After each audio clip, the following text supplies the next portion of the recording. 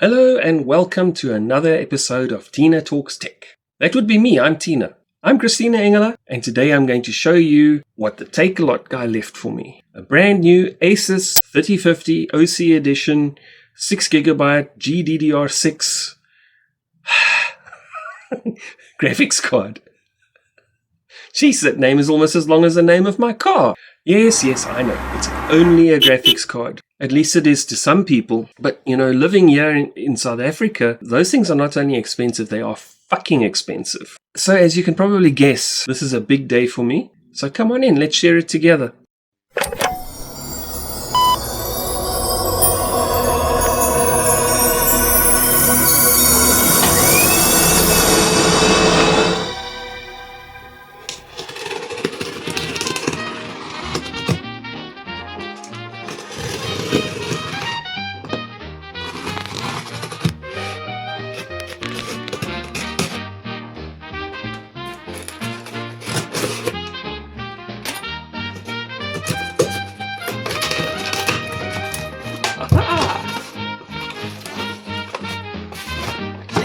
Look at that!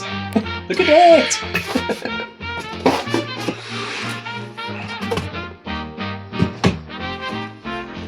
Ooh.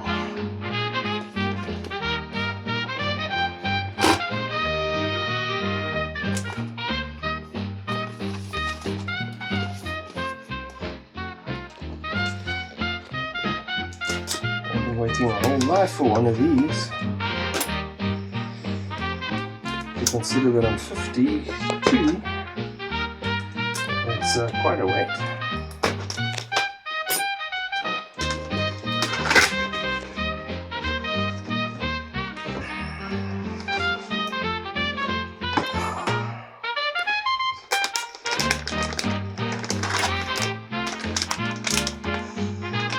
It smells new.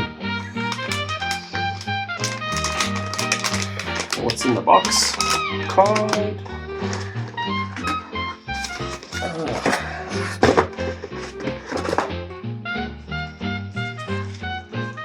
Manual with a thank you note.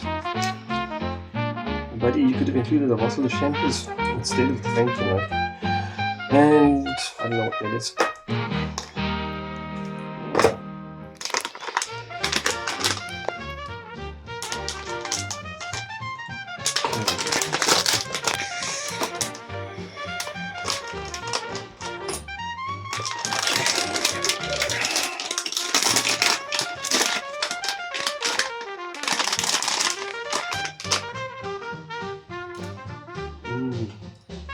Everything's covered up with little bits of plastic and little removable tabs. It's even got a little cover for the edge connector. And for all the ports.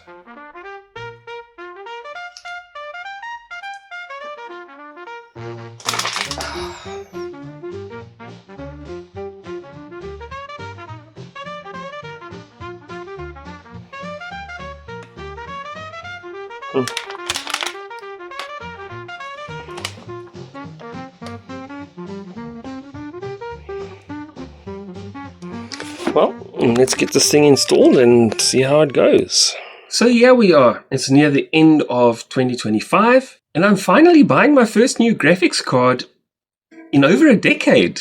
Now, quite a few used and second-hand old graphics cards have come my way in the last 30 years or so. But I've never had anything as substantial as a modern GPU come my way. A few weeks back, you might remember I did put out a video about trying to save the Red Devil, which didn't go so well. But that should give you an idea that I have been trying to find a second-hand graphics card alternative as an upgrade.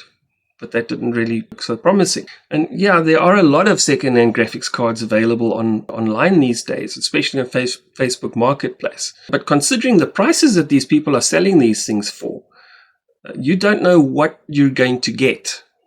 They all say, yes, this thing is working, and then when you actually test it, then the thing isn't working, and then you try to find the guy to say, hey, you sold me crap, and then he's already blocked you on Facebook. So no thank you. considering my track record in buying shit on Facebook Marketplace, I think, it's best that I actually bought a new one with a guarantee and a comeback channel if there is a problem. So I decided to play it safe until I could afford to buy a new one. Now, to give you some idea, the last time I bought a new out-of-the-box graphics card was in 2012. It was an NVIDIA GeForce GT610 with one gigabyte of RAM. So when I bought this new graphics card, you might think I was splashing out. Yes, I was, I admit it. But I think it was also high time that I had an upgrade. Don't you agree? It's also been the very first time in a long time that I've been able to afford to splash out on a luxury like this without worrying if we'd have enough to cover essentials. So I went for it. I got this off Take-A-Lot for 4,700 ronts. If you're wondering why I say ronts like that, it's just a local way of making fun of our currency. It's about as plastic as our sense of humor. I also didn't just get this card just to play games. Obviously, I got it to play games. But I also got it to make video rendering and editing faster and easier. I've had this card for just over 3 weeks now, and I've really grown to appreciate the difference it makes. Because until now, I've been unable to render a video that is just about an hour or over an hour long. Not even with my 11th gen i5 laptop. With 16 gigs of RAM could I do that. Not even with an SSD. The software would start to slow down as the video got bigger, and the rendered output would have glitches and missing segments and green patches everywhere. It was terrible. So I always had to limit my video editing to half an hour, 45 minutes, 50 minutes. If I went over that, I would know I'm going to be in for a rough time. Or I'd have to actually render my video. If it was longer than that, I'd have to cut it into shorter segments and then stitch them together using other software. So not only is this new GPU a massive improvement over anything I've had before, but for the first time, I've been able to actually render a video that was 5 hours long without losing quality. And in about only 20 minutes. Now, obviously, I won't be using this new GPU in my laptop, as if it would even fit. But I'll be putting it on our editing rig, which has since turned into our editing and gaming rig. Editor Tina here from the future. Just dropping by to add a little more context to this upgrade. When I saw the comments some people dropped on the short video that I posted yesterday to promote this video, I realized that I hadn't added some notes for context and comparison. You see, a few people made comments similar to opinions I'd seen reflected on reviews of this model of graphics card. Like, you're probably going to regret buying that. And why didn't you just spend a few more dollars or pounds to buy a better card, etc. And while I wasn't really surprised by these comments, I think I should give you a little more background as to why I opted for the RTX 3050. While researching this card before buying it, I found there aren't too many reviews of this particular model out there. But of the reviews that I did find, most were either neutral or slightly critical of the RTX 3050, especially the 6 gig model that I've got. But even those summed it up positively as a capable, good quality card. Most of the criticism against it consisted of comparisons of the 3050 to then currently available cards that had better features for, in first world terms, slightly higher prices. I guess I need to point out here that when you're dealing with currency exchanges of between 16 and 17 Rand to $1, just a few dollars more can have a devastating effect on anybody's budget.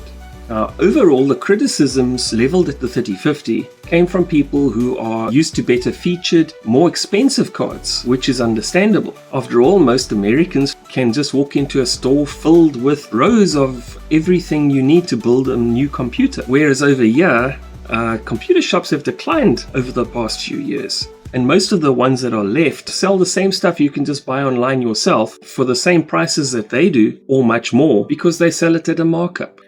And here's the difference between living over there and living here. When you're used to making do with what you can get or afford, as we do here in South Africa, any kind of improvement is an upgrade. And when you're used to easy access to better products for less, you can view anything less than that as inferior or a waste of money. So I'll just file that under first world problems. Of course, I've already seen signs of that mindset starting to change with the RAM crisis that just hit last week. Some people are starting to realize that they will have to make do with what they've got. They'll have to make do with the perfectly good systems they already have, which are generations ahead of the ancient systems that many South Africans are still keeping alive today, and prolong their lifetimes rather than just going out to buy a new one at premium prices. By all accounts, the RTX 3050 is a perfectly good balanced graphics package that offers DLSS and ray tracing, and with enough DDR6 VRAM in a budget GPU to enable a small timer like me to make better videos and play some currently popular games. Not everything, but many, which is a lot more than I could play with the GT 610. It's not a top-end card, but it is brand new out of the box, and it beats the daylights out of what I had. Now, the major deciding factor for me, like most South Africans, is cost. Sure, a 3060 might cost only 40 or 50 pounds or dollars or whatever more than the 3050 where you live. But over here, the cost is magnified by things like tariffs and import duties, demand, availability, and delivery charges. Some alternative cards were suggested to me in the comments. So I thought I should show you the prices for different cards on Takealot, which is South Africa's local equivalent or alternative to Amazon. First off, I want to mention that there were dozens of cheaper cards on Takealot that did not have any of the features that I was looking for, such as DLSS and ray tracing and more than 4 gigs of DDR6 VRAM. Sure, 8 gigabytes would have been nicer, wouldn't it? But the 8 gig version of the same card was also out of my budget reach. This is an RTX 5050 for 6,445 Rand. That is $382.15, which was closer to my budget but still over by quite a bit, because I would also need to factor in delivery charges that aren't calculated into the advertised sales price. Just for context, I've also included a few cards that were also well above my reach. Here's an RTX 3060 for just under 8,000 Rand, that's $474.35, and literally almost double the cost of the 3050 that I bought. An RTX 9070 for 16,000 Rand, that's $948. An RTX 5070 Ti for 20,300 Rand, that's over $1,000. And an ASUS RTX 4080 Extreme for almost 45,000 Rand, over $2,000. These prices, by the way, don't include the courier or delivery fees that get calculated at the checkout screen. They're still not a true reflection of the actual cost. Now, when your budget for a new graphics card is just 5,000 Rand, including purchase and delivery costs, I think you'll see why the RTX 3050 for 4,700 was such a good deal for me. The bottom line varies between a few hundred Rand to almost 1,000. Now, why didn't I buy off Amazon? After all, we now have an Amazon branch here in South Africa, so that's a valid question. Today, Saturday, the 13th of December, the MSI version of the RTX 3050 is selling for 5,500 Rand. And the exact same card on Takealot is selling for 5,149 Rand, just about 300 Rand cheaper. But it's discounted right now to 3,965 Rand. Even cheaper than the Nvidia branded one that I bought off Takealot. There was a similar difference between the one I bought on Takealot at the time and the one available on Amazon. These are quite significant differences, even before adding the delivery charges. Overall prices for the same things on Takealot tend to be lower than on Amazon, which is why I stick to Takealot. Now, I've also thrown around a few figures in rands and dollars. So to give you an idea of what 1,000 Rand, for example, will get you in South Africa, that's 2 tanks of petrol or gasoline, if your car has a tiny 32-litre tank like mine does, or almost a full trolley of cheap groceries at a budget grocery store like ShopRite. And if you're thinking, wow, that sounds really cheap, you might just be thinking in first world terms. It's also worth mentioning that these graphics card prices also haven't changed yet due to the incoming AI chip madness disaster, the way that prices on SSDs, RAM and related tech have started to spike even for used items on Facebook Marketplace. And it'll be interesting to see how that shit show goes in the coming months. Lastly, to answer another question raised in the comments, I have no regrets at all about buying the RTX 3050. Sitting in front of the PC for hours hasn't been so immersive and fun in years. Okay, back to past tech talking Tina on Tina Talks Tech. Now it's montage time, where I'll show you the installation of the new GPU into the PC. Enjoy!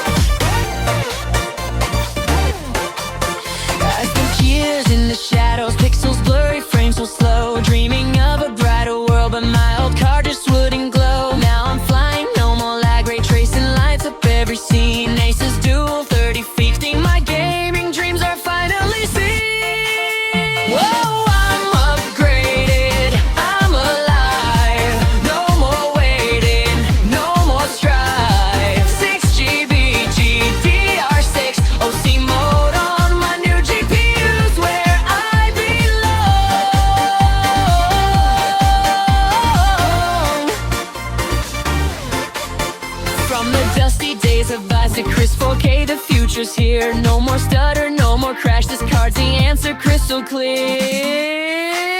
Oh, I'm upgraded, I'm alive. No more waiting, no more strife. 6GB GDDR6 OC mode on my new GPU's where I belong.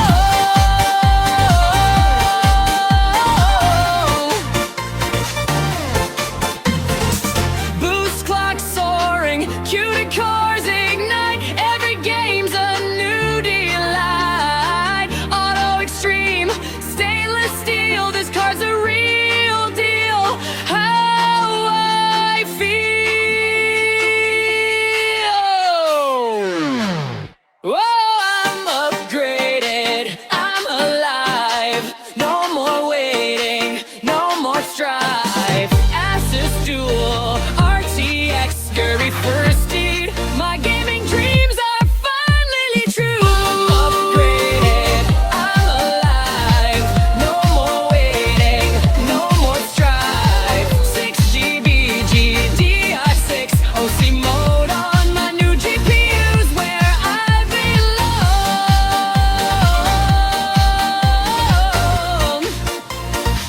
Where I belong. Finally upgraded.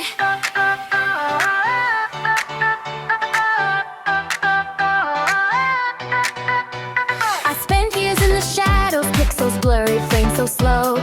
Dreaming of a brighter world, but my old car just wouldn't glow. Now I'm flying, no more lag, ray tracing lights up every scene. ASUS dual 3060, my gaming dreams are finally seen. Oh, I'm upgraded, I'm alive. No more waiting, no more strife. 6GB GDDR6 OC mode on my new GPU's where I